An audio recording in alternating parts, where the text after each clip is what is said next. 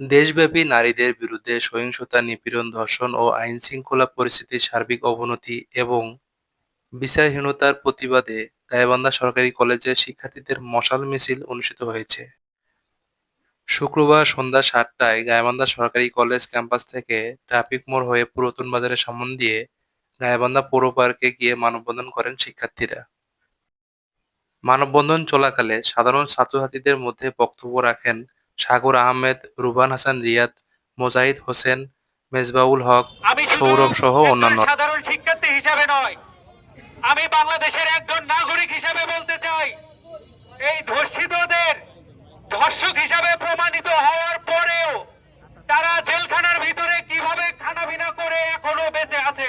আইন যারা প্রণয়ন করেন, আইনের যারা দায়িত্বে আছেন, দ্রুত ধর্ষকের ফাঁসি কার্যকর করবেন।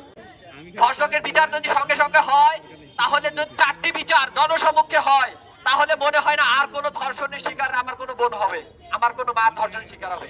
তাই আইন উপদেষ্টার কাছে অনুরোধ থাকবে যে যে বিচার প্রক্রিয়াগুলো পরিচালিত আছে সামনে, সেগুলো জনসমক্ষে 72 ঘন্টার ভিতর কার্যকর করেন। দেখবেন এরপরে আর কোনোদিন ধর্ষণের শিকার কেউ কোনোদিন হবে না ইনশাআল্লাহ।